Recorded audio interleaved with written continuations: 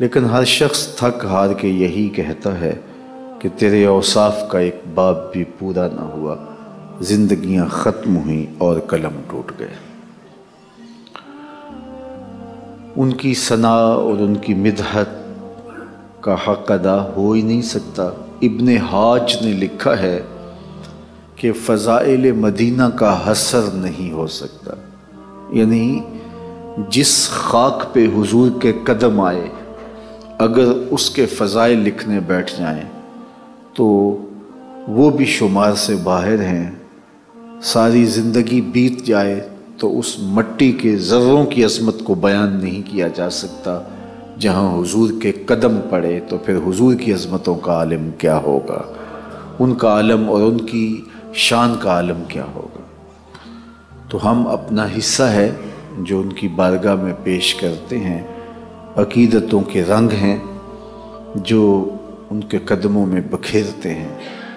لا یمکن الثناء کما کان حقہ، بعد از خدا بزرگ توئی قصہ مختصر۔ باقی ان کا تذکرہ ازل سے چھڑا ہے، تا ابد رہے گا، اور موسم کوئی بھی ہو، رت کوئی بھی ہو، زمانہ کوئی بھی ہو، ان کے ذکر کی لے کبھی بھی مدھم نہیں ہوگی۔ مختلف زمانوں میں ایسا ہوتا آیا کہ مختلف لوگوں نے اہانت رسول کر کے پیغمبر حسن و جمال، پیغمبر ملاحت، نبی رحمت صلی اللہ علیہ وآلہ وسلم کی عظمتوں کو گھٹانے کی کوشش کی، لیکن ناکام ٹھہرے، اس لیے کہ وَرَفَعْنَا لَكَ ذِكْرَكَ کا سایہ اللہ نے اپنے محبوب کے سر پہ رکھا ہے، اور شاطمین کی دشنام ترازیاں ان کی عظمتوں کو کم نہیں کر سکتی۔ چاند کی طرف منہ کر کے تھوکنے سے چاند کی نوری کرنوں کو میلا نہیں کیا جا سکتا، تھوکنے والے کا اپنا منہ ہی گندا ہوگا۔ مدینے کا چاند کل بھی روشن تھا، مدینے کا چاند آج بھی روشن ہے، اور رہے گا یوں ہی ان کا چرچا رہے گا، بڑے خاک ہو جائیں جل جانے والے۔ جب خاکے تراشے گئے تھے 2005 یا 6 میں، تو میں نے اس وقت گلی گلی کہا تھا کہ خاکے تو خاکیوں کے ہوتے ہیں، اس پیکر نور کے خاکے کیسے تراشو گے؟ اس کا تو سایہ بھی نہیں تھا، ثانی کیسے تلاش کرو گے؟ مثل او در عالم امکان متصور نیست، حضرت شیخ احمد مجدد الفسانی علیہ رحمہ فرماتے ہیں، ان کی مثل بزم عالم میں ممکن ہی نہیں ہے۔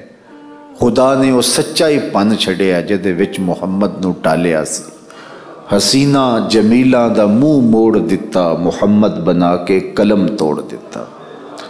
وہ پیکر تراشا، وہ خوبصورتی دی، وہ جمال دیا، وہ حسن بخشا جو انہی کا مقسوم ہے۔ اور اقبال کا لہجہ دیکھیے کتنا دل آویز ہے، رخ مصطفیٰ ہے وہ آئینہ کہ اب اس سا دوسرا آئینہ، نہ کسی کی بزم خیال میں، نہ دکان آئینہ ساز میں۔ تو ان کی عظمتوں اور ان کی رفعتوں کو خود میرا رب بیان کرتا ہے، اور رفعتوں کا تاج جب محبوب کے سر نور پہ خود میرے رب نے رکھا ہے تو پھر ان کی عظمتوں کو کون گھٹا سکتا ہے اور کون کم کر سکتا ہے؟ ہر دور میں شاطمان رسول نے ہرزہ سرائیاں کی ہیں، حتیٰ کہ دور رسالت مآب صلی اللہ علیہ وآلہ وسلم میں بدبخت لوگوں نے ہرزہ سرائیاں کی۔ تباً لک ہنالک سائر الیوم الہٰذا جمعتنا، یہ ابو لہب نے کہا تھا، اور ایک بدبخت نے حضور کو ابتر کہہ کے پکارا جب حضور کے فرزند کا انتقال ہوا، تو بارگاہ عزتی سے ان کے جواب بھی آئے، کہا تبت یدا ابی لہب و تب، ظالم تیرے دونوں ٹوٹ جائیں۔ اور جس نے حضور علیہ السلام کو ابتر کہا تو اللہ نے اپنے محبوب کی مدح فرماتے ہوئے کہا انا اعطیناک الکوثر فصل لربک وانحر ان شانئک ھو الابتر۔ محبوب آپ کا دشمن ہی بے نام و نشان رہے گا، ابتر رہے گا۔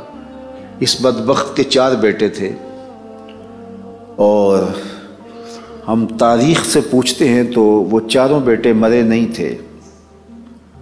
دیکھیے، میں کسی کو کوئی بد دعا دوں تو وہ بد دعا کہلائے گی، لیکن میرا مالک اگر کوئی بات کہے تو وہ تقدیر کا فیصلہ ہوگا۔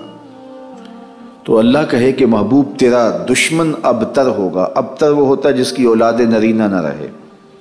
تو اس کے 4 بیٹے تھے اور 4 موجود رہے۔ تو کہا کہ آپ کا دشمن ابتر ہے، اور جس بدبخت نے یہ کہا اس کے 4 بیٹے موجود تھے، تو اس کا کیا جواب ہے؟ علماء نے لکھا کہ اس کے 4 بیٹے مرے تو نہیں تھے، لیکن کلمہ میرے حضور کا پڑھنے لگے۔ تو بیٹے اس کے تھے، قصیدے میرے حضور کے پڑھتے تھے، تو وہ ابتر ہو گیا، اور اس کے بیٹے بھی تذکرے میرے حضور کے کرتے تھے۔ تو نشان باقی انہی کا ہے، ذکر باقی انہی کا ہے، تذکروں کی مہک اور چمک انہی کی ہے، اور انہی کا تذکرہ رہے گا۔ اللہ تعالیٰ جل شانہ نے اہل ایمان کو ان کی چوکھٹ کا ادب سکھایا، اور ان کی چوکھٹ کے آداب بتائے کہ محبوب کریم کی ذات کتنی حساس ہے، اور تم نے ان کے لیے کس طرح سے آداب کی رعایت رکھنی ہے۔ حتیٰ کہ بات کرنے سے قبل اپنے لفظوں کے انتخاب کا سبق دیا۔ اللہ کے محبوب علیہ السلام جب کوئی گفتگو ارشاد فرماتے تو حضور کا انداز تکلم بہت خوبصورت تھا۔ جوامع القلم حضور کو عطا کیے گئے تھے، اور یہ کلام کا حسن ہوتا ہے کہ آپ مختصر جامع کلمات میں بہت زیادہ باتیں کہہ جائیں۔ ایک ہوتا ہے آپ گھنٹوں گفتگو کریں اور سننے والوں کے پلے کچھ بھی نہ پڑے۔ مختصر اور جامع، لہو خورشید کا ٹپکے اگر ذرے کا جگر چیرے، یہ کمال ہوتا ہے، حسن ہوتا ہے کسی کلام کا۔ تو اللہ کے محبوب علیہ الصلوۃ والسلام کو اللہ نے یہ خوبصورتی عطا کی تھی، یہ فضیلت بخشی تھی کہ جب وہ کلام کرتے، جب گفتگو ارشاد کرتے تو مختصر ہونے کے باوجود انتہائی جامعیت کی حامل ہوتی حضور کی گفتگو۔ سل من قطع کا وات من حرم کا، ان کے کلام کے نمونے اگر ہم دیکھتے ہیں تو روح سرشار ہو جاتی ہے اور دل کو قرار پہنچتا ہے۔ پھر اللہ کے محبوب علیہ السلام کا طریقہ یہ تھا کہ جو اہم بات ہوتی اس کو 3 مرتبہ دہرا کے کہتے، تاکہ سامعین تک، ان کے فہم تک وہ بات اچھی طرح پہنچ جائے۔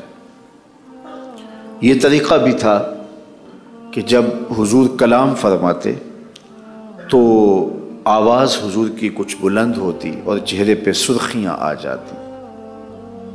آقا کریم علیہ الصلوۃ والسلام جب گفتگو فرما رہے ہوتے تو اللہ نے حضور کو یہ اعزاز دیا تھا، کان رسول اللہ صلی اللہ علیہ وآلہ وسلم لیس بالطویل ولا بالقصیر، حضور کا قد بہت لمبا نہیں تھا، حضور پست قامت بھی نہیں تھے، حضور کا قد درمیانہ تھا، اور لیکن یہ شان اللہ نے عطا کی، اذا جامع الناس غمرہم، جب حضور مجمع اصحاب میں موجود ہوتے تو ہزاروں لوگ بھی موجود ہوتے اور لمبے لمبے قد کے لوگ بھی موجود ہوتے، لیکن حضور کے کندھے لوگوں کے سروں سے اونچے دکھائی دیتے۔ مجھے تو یہاں اونچا بیٹھنا پڑا ہے تاکہ جو پیچھے بیٹھے ہیں وہ بھی مجھے دیکھ سکیں اور میں ان کو دیکھ سکوں اور بات سمجھیں، سمجھانے میں آسانی ہو۔ لیکن اللہ نے اپنے محبوب کو یہ اعزاز دیا کہ حضور صحابہ کے برابر بھی بیٹھے ہوں، لیکن حضور کا چہرہ نمایاں ہوتا اور وہ لوگوں میں چھا جاتے۔ یہ اللہ نے اپنے محبوب کو شان عطا کر دی۔ اسی طرح حضور علیہ الصلوۃ والسلام جب گفتگو کرتے تو لوگوں کے فہم کے مطابق کرتے، جو سامعین ہیں، مخاطبین ہیں، ان کا لیول کیا ہے، حضور علیہ السلام اس کا خیال اور اس کا لحاظ رکھتے۔ کلم الناس علی قدر عقولہم لا علی عقولکم، فرمایا جب تم لوگوں سے بات کرو تو ان کی عقل کے مطابق کرو، اپنی عقل کے مطابق نہیں۔ تو حضور علیہ السلام جا کے ان کے فہم کے مطابق ان سے بات کرتے، اور یہ کلام کا حسن ہوتا ہے۔ بعض لوگوں کو بھاری بھرکم اصطلاحات بولنے کی عادت ہوتی ہے تاکہ لوگوں پر اپنے علم کا رعب جما سکیں اور لوگوں پر سکہ بیٹھ سکے کہ یہ تو بہت زیادہ پڑھا ہوا ہے۔ یہ کوئی کمال نہیں ہوتا۔ لوگوں کے فہم کے مطابق، ان کے نفسیات کے مطابق، ان کے مبلغ علم کے مطابق بات کی جائے تاکہ اچھی طرح ان کے ذہن نشین ہو سکے۔ یہی بلاغت ہے اور یہی کلام کا حسن ہے اور یہی گفتگو کا جمال ہے۔